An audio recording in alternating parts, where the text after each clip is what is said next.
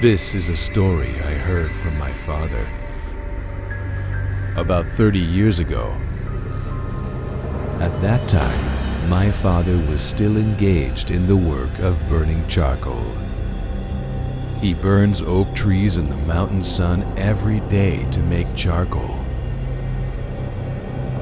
It takes about 4 days to burn carbon once. Sometimes it's too late. He will live in the hut next to the kiln.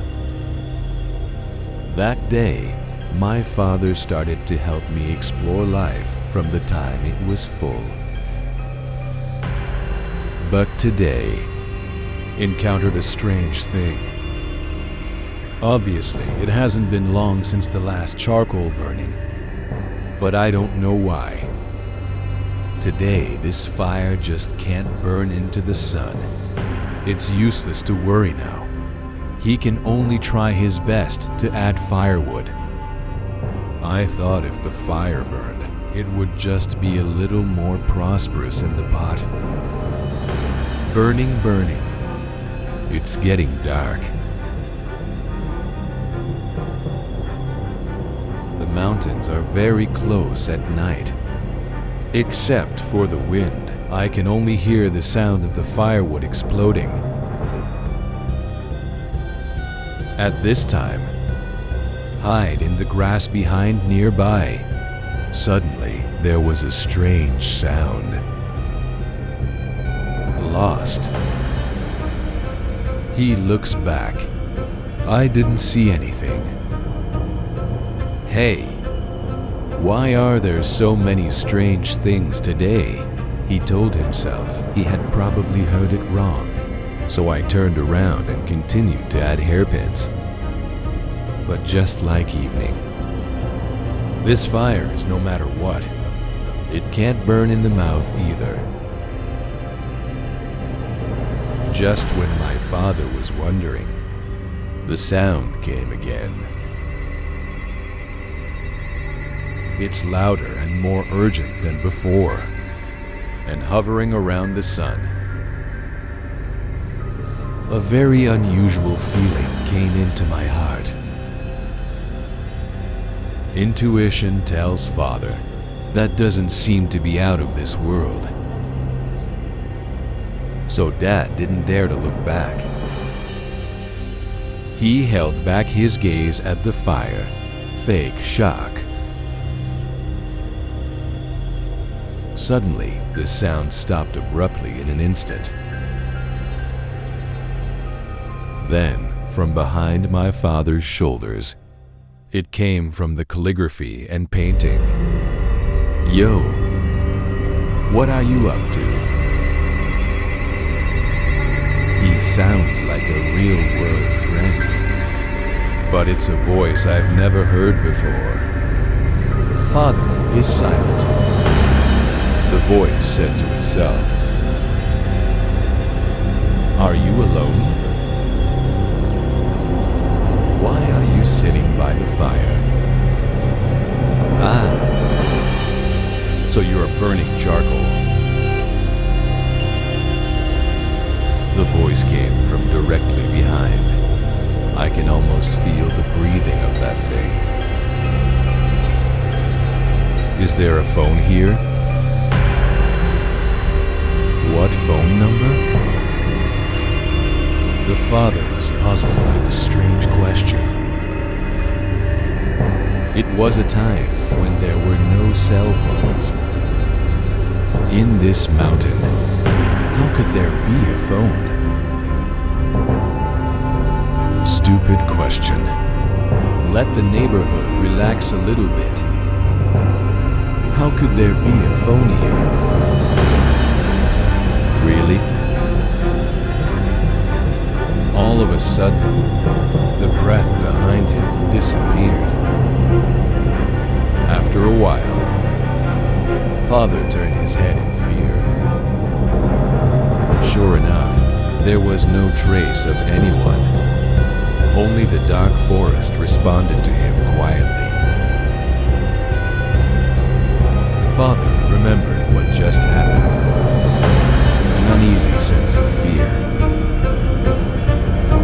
Because I'm so scared. He dared not leave the side of the fire. I had to start a fire while chanting the scriptures. Wait until the sky is bright. Grandpa came up the mountain with breakfast. How did it go? Survive. Are you all done? Oh, forget it. The fire started when it was full yesterday. I don't know what's wrong. The fire can never be let inside. Where? Let me see. Grandpa walks to the side. E for the wet temperature. Put your hand directly on the rocker arm. It's still cold in here. You wait for me to see. Grandpa said it was impossible while climbing above the sun.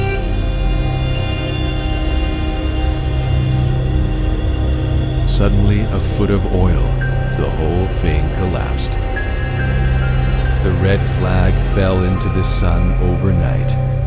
The father panicked to save his grandfather, but it's hard to get close to the collapsed kiln. In addition, thick smoke and dust also obstructed the view. The kiln glowed red like a fire in hell. Father suddenly discovered. It turns out that the fire has already burned inside. Wait until my father is also burned all over. When I finally pulled my grandfather out, he found his grandfather's face and chest burned beyond recognition. Long gone. Because the tragedy in front of me is too unreal. My father was also a god for a while, but immediately he perked up. Decided to hurry down the mountain. But you have to carry your grandfather's body through the steep mountain road. This is impossible. The father had to hang out alone for nearly an hour before walking down the mountain. Then he took the villagers back to Tayao, but found that something happened to Grandpa's body. That burnt upper body turned to bone. It's like after someone sucks the body. Only a skeleton remains. The lower body is the opposite. It's actually complete. Usually, if it's a bear or a wild dog or something like that, it starts with the guts of its prey. Not to mention this neighborhood, there's no big carnivorous beast. Although everyone present felt that the state of the corpse was abnormal, but nobody said anything. What does Father want to say? But I found that everyone's faces were very nervous. A man in the village said this to his father. Every few years. Sometimes this happens. Don't ask. So what about coming behind my father last night? Who is it? Who went to Grandpa's body? No one can answer this kind of question. Of course, I can't tell anyone. The cause of my grandfather's death, or was it considered an attack by a reported dingo, tragically eaten